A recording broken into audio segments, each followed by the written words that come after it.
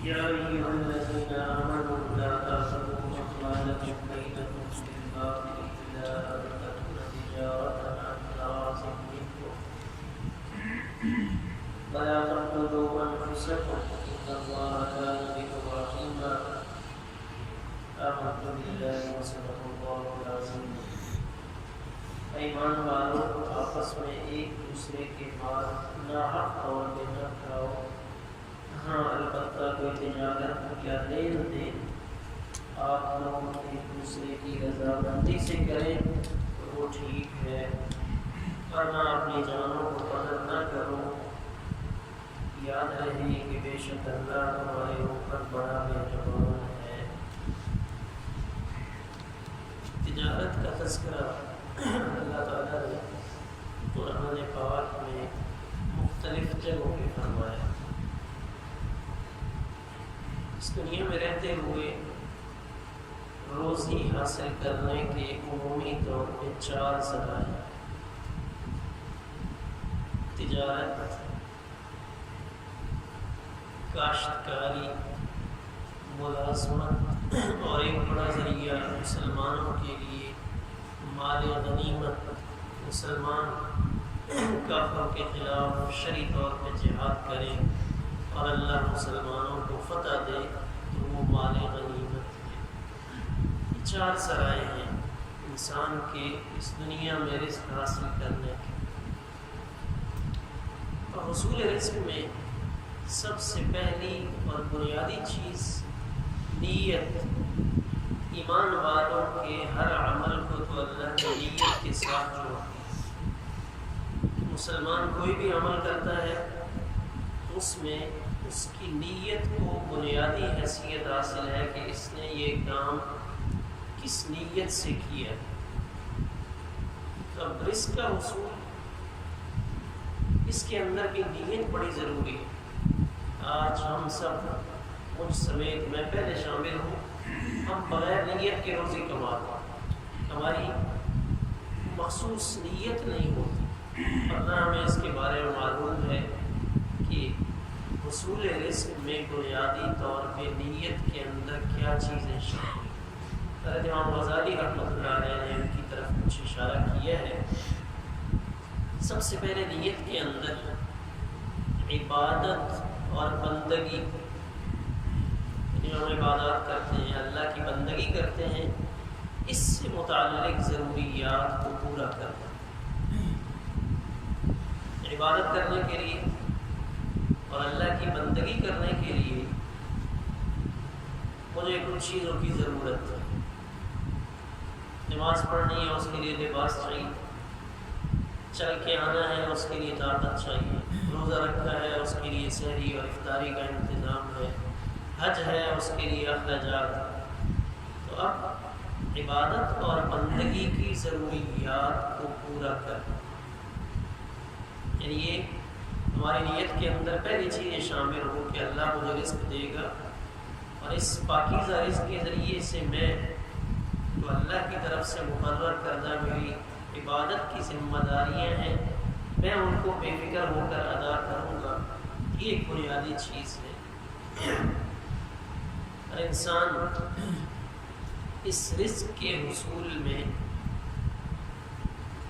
اپنی ضروریات زندگی میں 3 چیزوں کا محتاج ہوتا ہے کہ اس کو رہائش چاہیے، لباس چاہیے اور کھانا چاہیے۔ یہ تینوں چیزیں اس کو عزت کے ساتھ اور پرسکون انداز میں حاصل ہو، ایک، اور دوسرا اپنے اہل و عیال اور قرابت دار، اہل و عیال جو ہمارے متعلقین ہیں، جن کی کفالت ہمارے ذمے ہے، ان کی بھی نیت کرنا کہ میرے والدین ہیں، میرے بیوی بچے ہیں، میرے بہن بھائی میرے ساتھ ہیں، تو میں اس رزق سے ان کی کفالت کروں گا۔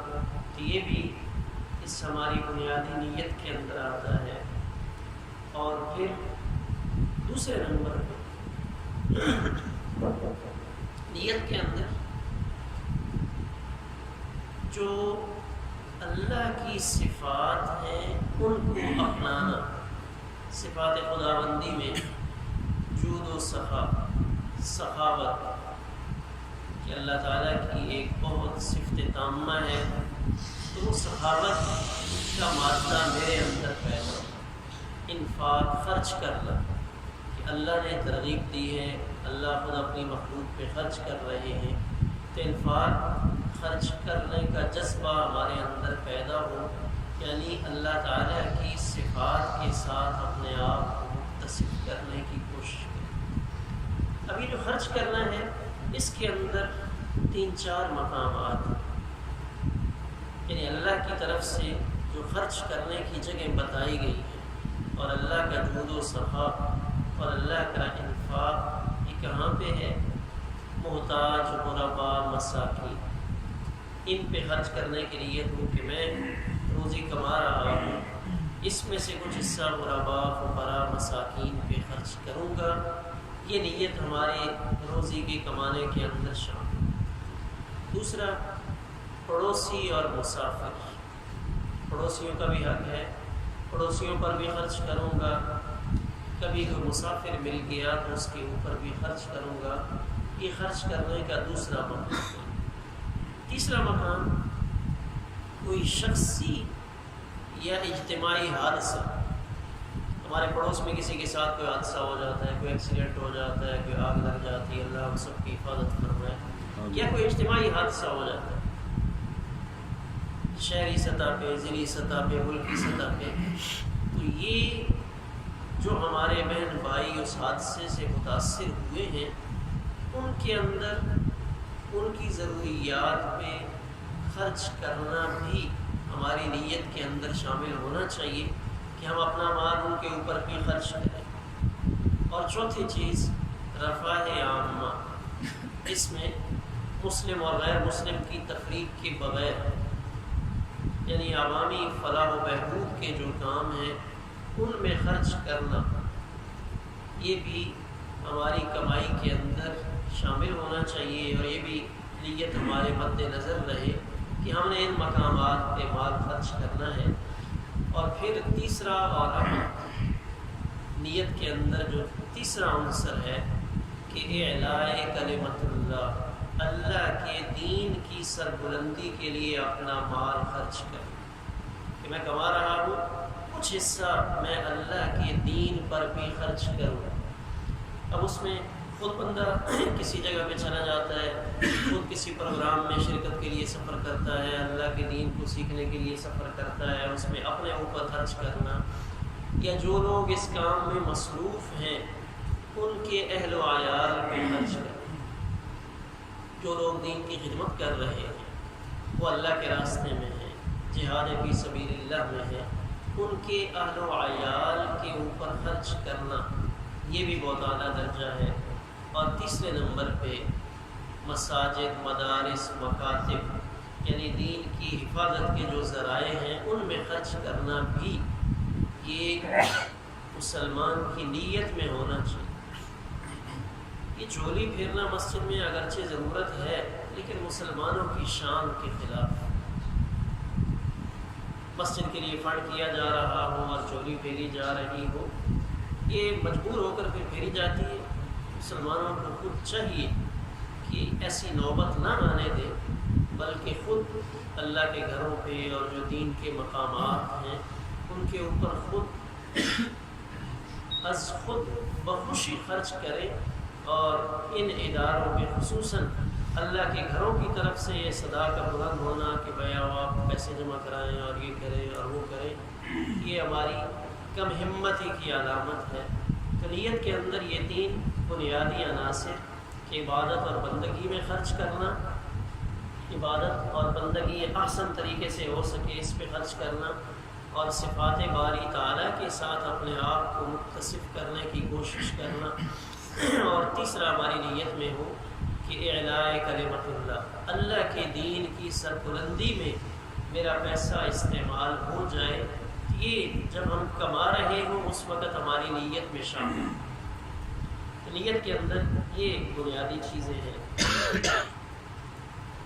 پھر چوتھی چیز کہ جب ہم یہ کام کوئی بھی رزق کے حلال کے حصول کے لیے شروع کریں، تو یہ نیت بھی شامل ہو کہ میں خود جب اپنا کماؤں گا اللہ مجھے دے گا تو پھر دوسروں کے مال میں طمع اور حرص نہیں ہوگا، میں دوسروں کے مال کو دیکھ کر لالچ نہیں کروں گا، میرے دل میں حرص پیدا نہیں ہوگا، اللہ مجھے خود براہ راست میری محنت سے مجھے عطا فرمائے۔ تو نیت کے اندر یہ بھی شامل ہونا چاہیے کہ ہماری نظر دوسروں کے مال پر نہ پڑے، عزت نفس ہماری مجروح نہ ہو، میں اس لیے کما رہا ہوں۔ اس میں ایک بڑی عجیب حدیث ہے، حضرت ابو ہریرہ رضی اللہ تعالیٰ عنہ سے روایت ہے کہ جو شخص جائز طریقے سے دنیا حاصل کرے، جائز طریقے سے مال کمائے، دنیا حاصل کرے، اس میں 3 چیزوں کا تذکرہ ہے۔ ایک، اس کی نیت یہ ہو کہ اللہ سوال کرنے کی ذلت سے مجھے بچائے، دنیا حاصل کر رہا ہوں تاکہ کسی سے مانگنے کی نوبت نہ آئے، کسی کے سامنے ہاتھ پھیلانے کی نوبت نہ آئے، ایک۔ اور دوسرا، اس لیے میں کما رہا ہوں کہ اہل و عیال پہ خرچ کروں، جو میرے زیر کفالت ہیں ان پہ خرچ کروں، اور تیسرا، ہمسائے کے ساتھ احسان کروں، اپنے پڑوسی جو میرے قرب و جوار میں رہتے ہیں ان کے ساتھ احسان کروں۔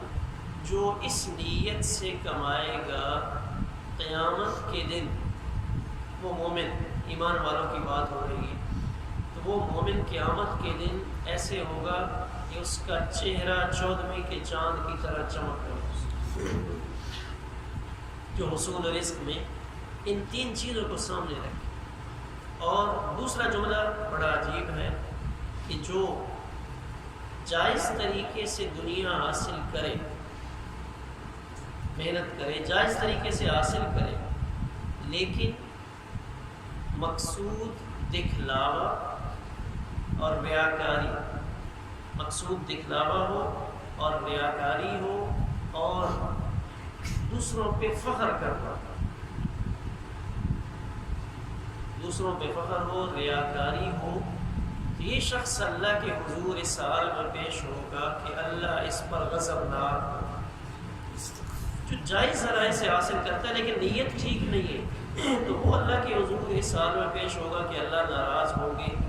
اور جو حرام ذرائع سے حاصل کرے اس کا تو کیا ہی کہنا، جائز ذرائع سے حاصل کرے لیکن اس کی نیت اچھی نہیں ہے، اس کی نیت ہے کہ میں اس کو نیچا دکھاؤں گا، جیسے ہمارے یہاں ہوتا ہے اس کا کاروبار بیٹھ جائے گا، میں اپنی ایسی فیکٹری لگاؤں گا کہ اس کو بالکل ختم کر دوں گا، میں اس کے سامنے دکان کھولوں گا، اس کا اسٹور بالکل بیٹھ جائے گا، لوگ میرا نام لیں گے، میرا نام چلے گا، تو یہ شخص اللہ کے حضور بڑی مشکل حالت میں پیش ہوگا۔ تو یہ بڑا اہم معاملہ ہے حصول رزق میں۔ ہم بنیادی طور پہ اپنی نیت کو ٹٹولتے رہیں کہ میں کس لیے رزق حاصل کر رہا ہوں اور اس کو میں نے کہاں پہ خرچ کرنا ہے۔ قیامت کے دن میدان حشر میں جو سوال ہونے والے ہیں ان میں 2 سوال بڑے اہم ہیں، 2 سوال بڑے اہم ہیں۔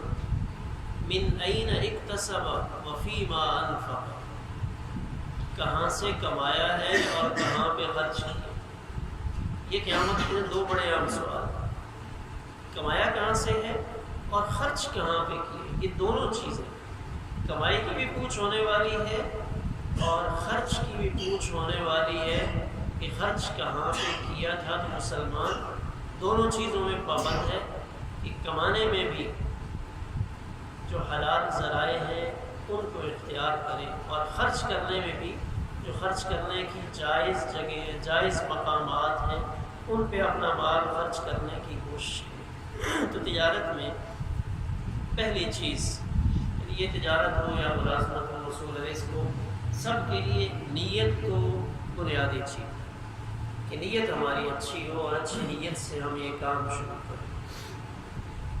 پھر دوسرا اصول کہ ہم اپنے شعبے کے مسائل سیکھیں۔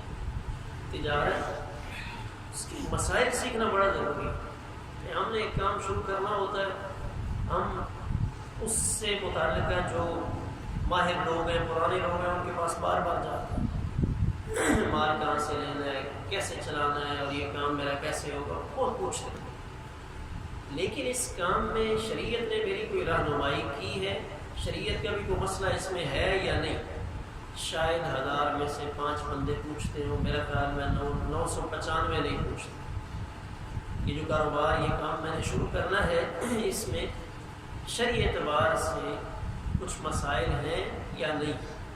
حضرت عمر رضی اللہ تعالیٰ عنہ کی طرف سے بڑی سخت پابندی تھی۔ ترمذی شریف میں روایت ہے کہ ہمارے بازار میں لا یبیع فی اسواقنا، ہمارے بازاروں میں وہ شخص تجارت نہ کرے جس کو تجارت کے مسائل معلوم ہیں۔ پابندی تھی کہ پہلے مسائل سیکھو پھر تجارت کرنے کے لیے آؤ۔ اس تجارت کے اندر یہ نیت کے بعد دوسرا اہم اصول کہ ہم نے کوئی بھی کام شروع کرنا ہے، اس کے لیے شرعی رہنمائی وہ ضرور حاصل کریں، اور اس سے متعلقہ جو مسائل ہیں ان کا ہمیں پتہ ہو۔ مسائل کا پتہ ہوگا تو پھر تو ہم جائز و ناجائز کا خیال رکھیں گے، حلال و حرام کی تفصیل ہمارے سامنے ہوگی۔ لیکن اگر مقصد صرف پیسے کا وصول ہوگا تو پھر شاید بجائے راحت اور سکون کے ہماری پریشانیاں بڑھتی چلیں۔ پھر تجارت کے اندر تیسرا اہم ترین اصول جس سے آج ہم بہت غافل ہیں کہ اپنے کاروبار کی ترویج کے لیے ہمیشہ سچ بولنا۔ سچ بولنا یہ شریعت کا بہت بڑا حکم ہے۔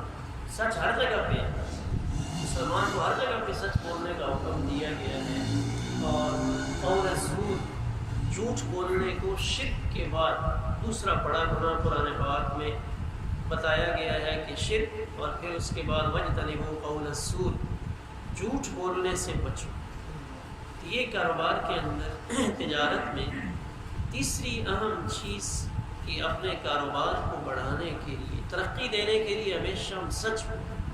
آج ایڈورٹائزنگ ہوتی ہے، بہت کچھ لکھا ہوتا ہے، بڑے ادارے ہم دیکھ لیں اور مختلف جگہوں پہ ہم نظر دوڑائیں، لکھا ہوا کچھ اور ملتا ہے اور وہاں جا کے کچھ اور معلوم ہوتا ہے۔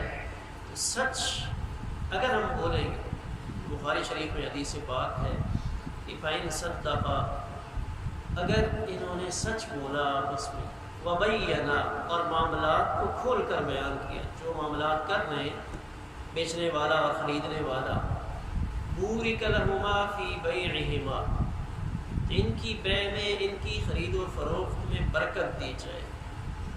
اگر یہ سچ بولیں گے، معاملات واضح کریں گے تو پھر تو ان کی بے میں برکت ہوگی۔ لیکن وَإِن كَذَبَا، اگر یہ جھوٹ بولیں گے، وَكَتَمَا، اور چھپائیں گے، چیز واضح نہیں کریں گے، معاملات کھل کر بیان نہیں کریں گے، چیز کی حیثیت کھل کر نہیں بتائیں گے، مُحِقَتْ بَرْكَتُ بَيْعِهِمَا، تو ان کی بے کی برکت مٹا دی جائے گی، ختم کر دی جائے گی۔ اب یہ دو چیزیں یہاں پہ، جھوٹ بولنا اور جھوٹی قسم کھانا، یہ دو علیحدہ علیحدہ چیزیں۔ جھوٹ بھی بولا جاتا ہے اور کاروبار کو ترقی دینے کے لیے جھوٹی قسم بھی کھائی جاتی ہے۔ تو ان دونوں چیزوں سے شاید وقتی طور پہ 4 پیسے حاصل ہو جائیں، لیکن حدیث پاک کے مطابق مُحِقَتْ بَرَكَتُ بَيْعِهِمَا، ان کا کاروبار بیٹھ جائے، یہ بہت جلد خسارے میں چلے جائیں۔ تو یہ بڑی ہی عام چیز ہے کہ ہم اپنے معاملات میں سچ ہوں۔ اگر سچ نہیں ہوگا، جھوٹ ہوگا، یہاں تک کتابوں میں لکھا ہے کہ ایک دکان والا جب کوئی چیز بیچتا ہے تو اس کی قیمت خرید مثال کے طور پہ 1000 روپے تھی، اس نے 1000 روپے کی خریدی ہے لاہور سے، اور جو راستے کا خرچ ہے 100 روپیہ ڈال لیا، یہاں اس کی پہنچ 1100 روپے میں۔ تو اب یہاں وہ یہ بتائے کہ مجھے یہ چیز 1100 روپے میں پڑی ہے، یہ نہ کہے کہ میں نے 1100 کی خریدی تو اس نے 1000 روپے کی، اس کی قیمت خرید 1000 روپے، خرچہ ڈال کے اس کے پاس جو پہنچ ہے وہ 1100 کی۔ اب جب اس کا اصل ریٹ بتا رہا ہے تو اب یہ نہ کہے کہ میں نے خریدی 1100 کی، بلکہ یہاں یہ بتائے یہ پہنچ میری 1100 کی ہے، اس کے اوپر میں نفع لے رہا ہوں. یعنی اتنی باریکی کے ساتھ شریعت نے مسائل بتائے ہیں. اور اب ہمارے ہاں شاید بہت نازک معاملہ ہے، بتایا کچھ اور جاتا ہے، قیمت خرید کچھ اور ہوتی ہے. اور پھر اللہ معاف کرے ہمارے ہاں تو 10 روپے کی چیز بھی جھوٹی قسم کے بغیر نہیں. 10 روپے کی چیز بھی بیچنی ہو تو وہ اللہ جو مالک الملک ہے اس کا نام درمیان میں لے آئے. 20 روپے کی چیز بیچنے کے لیے ہم اللہ کے نام کی جھوٹی قسم کھا لیں. جھوٹی قسم تو اللہ کی طرف سے بہت بڑی آزمائش. جھوٹی قسم کا مطلب ہے اللہ کو گواہ بنا، اللہ گواہ ہے میں نے یہ چیز اتنے کی لی. تو اللہ کی ذات کو ہم نے 5-10 روپے والی چیز بیچنے کے لیے اگر درمیان میں ڈال دیا ہے تو شاید یہ ہمارے ایمان کی بہت بڑی کمزوری ہے اور ہماری بہت بڑی غفلت ہے. تو خرید و فروخت میں جھوٹ بولنا اور جھوٹی قسم کھانا بہت خطرے کی بات ہے. حدیث پاک مسلم شریف میں موجود ہے اور بخاری شریف میں موجود ہے کہ 3 آدمی ایسے ہیں جو قیامت کے دن جنت کی خوشبو بھی نہیں سونگھ سکے.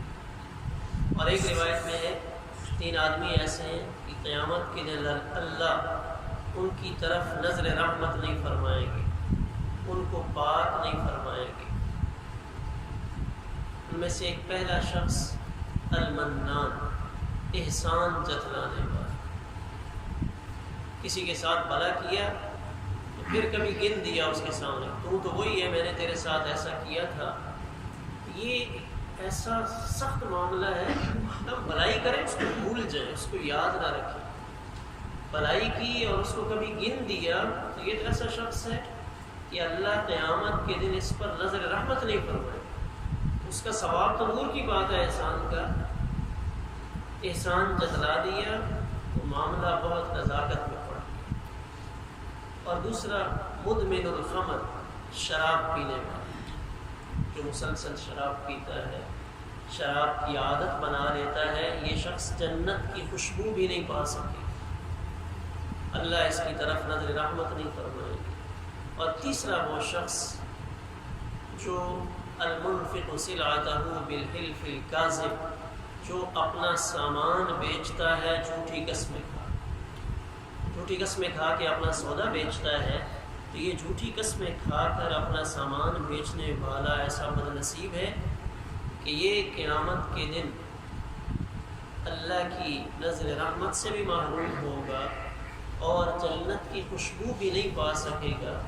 تو ہم نے کاروبار بھی کیا، محنت بھی کی، لیکن تھوڑی سی ہماری غفلت آڑے آئی اور ہم نے جھوٹی قسمیں کھائیں، ہم نے جھوٹ بول دیا تو ہمارے رزق کی برکت اٹھ ہی جائے گی، لیکن آخرت کے اعتبار سے بھی ہمیں بہت خسارے میں جانا پڑے گا. اور چوتھی بات کہ مال کا عیب کبھی نہ چھپائے. کہ تاجر ہے، کہ کاروبار کرنے والا ہے، یہ تجارت کے اسلامی اصولوں میں چوتھے نمبر پہ مال کا عیب کبھی بھی نہ چھپائے. مال میں کسی جگہ پہ کوئی گڑبڑ ہے، کوئی خرابی ہے، کوئی عیب ہے تو کھول کے بتائیں. آج ہمارے ہاں ہوشیاری سمجھا جاتا ہے اور بندے کا کمال سمجھا جاتا ہے کہ جو گھٹیا مال بیچ دے، جو 2 نمبر چیز بیچ دے، سمجھتے یہ بڑا ہوشیار ہے، یہ بڑا قابل دکاندار ہے جو 2 نمبر چیزیں بیچ دیتا ہے، عیب والی چیز بھی بیچ دیتا ہے. یہ عیب والی چیز بیچ دے گا، اپنی روزی خراب کر دے گا، روزی کی برکت بھی اٹھ جائے گی اور شاید روزی حرام کی طرف چلی جائے. یہ علماء نے طریقہ بتایا کہ عیب دار چیز ہے اس کو الگ رکھنا. مثلا میں پیاز بیچتا ہوں، ٹماٹر بیچتا ہوں، تو اس میں جو صاف ہے ان کو الگ رکھیں، جو خراب ہے ان کو الگ رکھنا. جو اچھی چیز ہے اس کا ریٹ الگ کر دیں، جو ذرا خراب ہے اس کا کم ریٹ کر کے اس کو الگ سے بیچیں. لیکن ہمارے یہاں یہ ہوشیاری سمجھی جاتی ہے کہ اچھی چیز کے پیسے لے کر 2 نمبر چیز ڈال کے شاپر میں اوپر سے گرا لگا کے دے دینا، اور جب بندہ گھر جا کے دیکھتا ہے تو جس کے پیسے دیے ہوتے ہیں وہ چیز نہیں ہوتی، کچھ اور. تو مال کا عیب چھپانا یہ بہت خطرے کی چیز ہے۔ اگر عیبدار چیز بیچ دی ہے تو شریعت اس خریدار کو حق دیتی ہے کہ یہ جا کر واپس کرے اور مالک کو واپس لینا چاہیے۔ یہ نہیں ہے کہ وہ آگے سے غصہ ہو جائے کہ نہیں میں نے تو ٹھیک دیا تھا۔ باقاعدہ شریعت مطہرہ اس کا حق دیتی ہے کہ اگر کسی نے کوئی چیز دی اور اس نے بیچنے والا تھا اس نے چیز صحیح نہیں دی تو اس کو خریدار کو حق حاصل ہے کہ وہ جا کر واپس کرے۔ تو عیب والی چیز بیچنا یہ کمال نہیں ہے، یہ ایمان کی کمزوری کی علامت۔ ہمارا ایمان ٹھیک نہیں ہے کہ ہم اگلے کو دھوکہ دے رہے ہیں۔ عیب بتانا چاہیے۔ امام حنیفہ رحمۃ اللہ علیہ کپڑے کے تاجر تھے، تو ایک کپڑے میں کچھ مسئلہ تھا۔ تو امام حنیفہ رحمۃ اللہ علیہ جب باہر نکلے تو جو دکان میں کام کرنے والے ملازم تھے اس کو کہہ کر گئے کہ بھائی یہ والا جو کپڑا جب بیچو گے تو خریدار کو بتانا کہ اس میں یہ عیب ہے، کہیں کٹ ہوگا یا کوئی مسئلہ ہوگا۔ فرما کے گئے، واپس آئے تو کپڑا بک چکا تھا۔ پوچھا کس نے بیچا ہے؟ جو بیچنے والا تھا وہ آ گیا، اس سے پوچھا ہاں اس کپڑے کا عیب خریدار کو بتایا تھا؟ اس نے کہا جی نہیں بھول گیا تھا۔ امام صاحب نے فرمایا جاؤ تلاش کرو، بندہ تلاش کر کے لاؤ اس کو خریدا۔ مختلف روایات ہیں، بعض میں 2 دن 3 دن وہ تلاش کرتا رہا، پھر وہ تلاش کر کے واپس لے گیا، اس خریدار کو تلاش کر کے واپس لایا۔ تو امام صاحب نے پہلے معذرت کی، یہ کپڑا میرے ملازم نے آپ کو بیچ دیا، اس میں یہ عیب تھا، میں نے اس کو کہا بھی تھا کہ عیب بتانا، اس نے نہیں بتایا، اس نے آپ کے ساتھ اچھا نہیں کیا۔ اگر آپ یہ کپڑا ابھی واپس کرنا چاہتے ہیں تو یہ کپڑا آپ مجھے ابھی واپس کر دیں۔ میں نے آپ کو اس لیے بلایا کہ اس نے آپ کو عیب پر مطلع نہیں کیا تھا اور بغیر بتائے کہ آپ کو بیچ دیا تھا۔ اس وجہ سے ان کی تجارت میں برکت تھی۔ ایک دن امام حنیفہ رحمۃ اللہ علیہ نے دکان دوپہر کے وقت بند کر، عمومی معمول اثر تک تھا۔ کسی نے پوچھا کیا بات ہے حضرت آج جلدی بند کر؟ بڑا عجیب جواب دیا امام حنیفہ رحمۃ اللہ علیہ۔ فرمانے لگے دیکھو میرا کپڑے کا کاروبار ہے، اس کپڑے کا دھوپ روشنی کے ساتھ بڑا اچھا تعلق ہے۔ روشنی میں کپڑے کا رنگ کچھ اور ہوتا ہے، روشنی کم ہو جائے تو کپڑے کا رنگ کچھ اور ہوتا ہے۔ تو آج بادل چھا گئے، روشنی پوری نہیں رہی، روشنی کم ہو گئی۔ اس کم روشنی میں ایسا نہ ہو کوئی بندہ کپڑا خرید کر لے جائے اور اس کو کپڑے کی صحیح حیثیت معلوم نہ ہو، اس لیے میں نے دکان ہی بند کر دی ہے کہ اس روشنی کی کمی کی وجہ سے کسی کے کپڑے کے اوپر اثر نہ پڑے۔ ہمارے ہاں اس کے برعکس ہوتا ہے، مصنوعی روشنیوں سے کچھ اور کر کے کچھ اور انداز میں اپنے مال کو بیچنے۔ ہر جگہ پہ صرف کپڑا نہیں، مختلف جگہوں پہ ہمارے یہاں یہ معاملہ ہوتا ہے۔ تو یہ عیب کا ظاہر کرنا، عیبدار چیزیں آتی ہیں، مطلب بتائیں ان کو الگ کر کے بیچ دیں تو اس میں کوئی حرج نہیں ہے، لیکن اگر عیب چھپا کے بیچ دیا ہے تو اس سے ہم نے اپنے پاؤں پہ کلاڑی ماری ہے اور اپنی روزی پہ منفی اثر ڈال لیا ہے۔ اسی طرح دیانت داری یہ بھی کاروبار کا اہم عنصر ہے۔ اور یہ چیز تو کہاں سے آئی ہے؟ یہ جاپان کی، ایک اور یہ فلاں کمپنی کی۔ یہ دیانت یہ ہے کہ اس مال کی حیثیت کو واضح، یہ 2 نمبر، یہ 3 نمبر، یہ 4 نمبر ہے۔ 4 نمبر چیز دے کر 1 نمبر کے پیسے نہ۔ ہمارے یہاں تو نچلے لیول پہ تو اوپر بہت زیادہ ہے کہ لیبل کسی اور چیز کا، ریپر کسی اور کا چڑھایا ہوا ہے، ڈبہ کسی اور کا ہے، ایک کمپنی کا نام اچھا چل رہا ہے تو 2 نمبر لوگ اس کمپنی کا نام چلاتے ہیں، اندر کچھ اور چیز ہوتی ہے۔ ایک بہت بڑی غفلت اور خطرے کی بات ہے ہمارے لیے۔ اسی وجہ سے ہم معیشت میں بہت پیچھے چلے گئے، مسلمان معاشی طور پہ نیچے گرتے چلے جا رہے ہیں۔ کیوں؟ اس وجہ سے کہ اسلام نے ہمیں جو معاشی اصول دیے ہیں ان کو ہم نے بالکل یہ چھوڑ دیا، اور ہم سمجھتے ہیں کہ شاید اسلام کے پاس معیشت کی اصول ہی نہیں تھی۔ یہ ہماری بہت بڑی غفلت ہے یا ہماری ذہنی پسماندگی ہے. ہم سمجھتے ہیں کہ شاید معیشت اور کاروبار یورپ والے زیادہ اچھا کر سکتے ہیں، ان کے پاس سارے اصول ہیں. ایسا نہیں.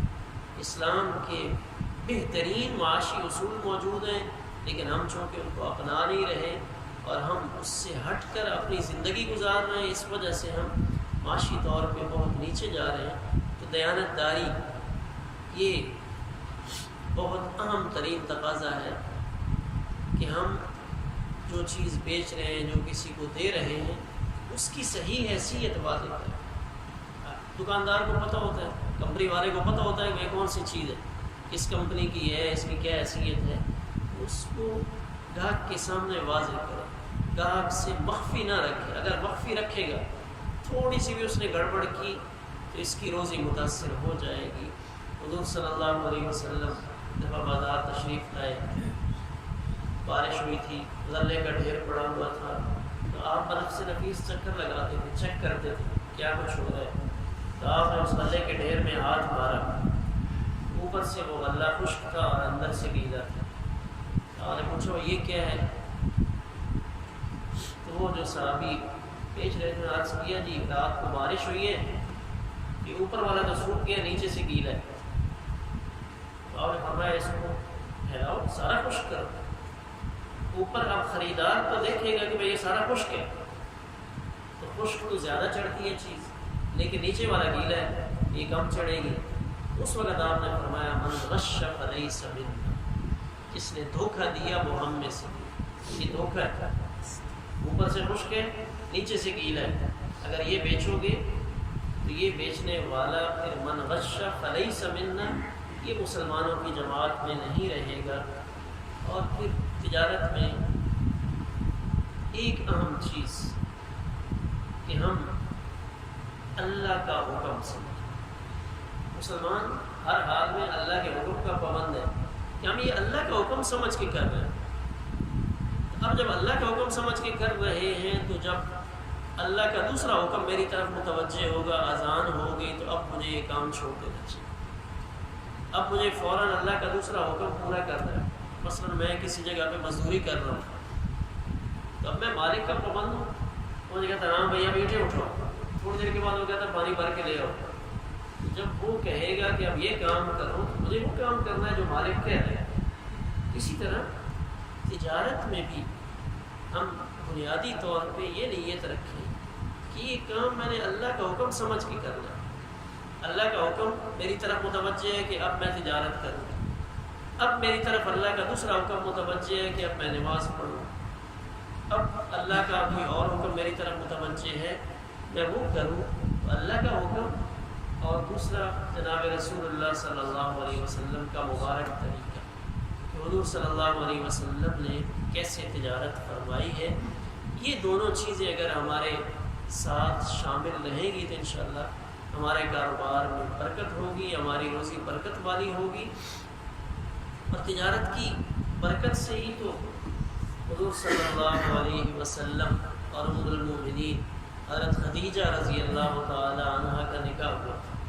یعنی یہ تجارت کی برکت تھی. خدیجہ رضی اللہ تعالی عنہ کی تجارت تھی تو وہ ان کے نمائندے جاتے تھے، لیکن وہ اپنے تجارتی قافلوں میں کچھ صاحب حیثیت، کچھ سنجیدہ آدمی تلاش کرتی جو اس مال کو اپنی نگرانی میں لے جائے. تو انہوں نے ایک موقع پہ حضور صلی اللہ علیہ وسلم کا انتخاب فرمایا. آپ تجارت کا مال لے کر گئے اور اس سفر تجارت میں بہت سارا نفع حاصل ہوا. اور اس سفر تجارت کے نتیجے میں جو نفع اور جو خوبیاں ام المؤمنین حضرت خدیجہ رضی اللہ تعالی عنہ کو معلوم ہوئیں، اس کے نتیجے میں ام المؤمنین حضور صلی اللہ علیہ وسلم کے عقد نکاح میں آئیں، آپ کے عقد میں آئیں اور یہ نکاح ہوا.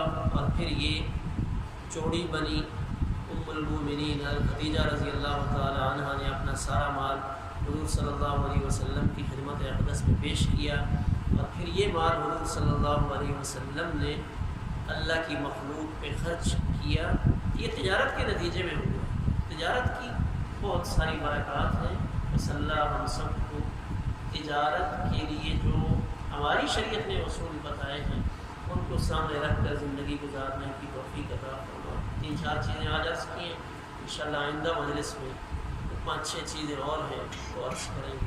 اللہ ہم سب کا یہ سننا کہنا قبول۔ انشاءاللہ میرا خیال ہے جو آئندہ کی ہماری مجلس ہے اس کو مغرب کے بعد رکھ لیں۔ اب ٹائم آگے چلتا جا رہا ہے، اگر مغرب کے بعد رکھ لیا جائے تو زیادہ مجلس انشاءاللہ آئندہ ایک جمعہ چھوڑ کے یعنی دوسرے جمعے ہوتی تجارت سے متعلق انشاءاللہ آئندہ جمعہ پیاس کریں گے تو آئندہ مجلس ہماری مغرب کے بعد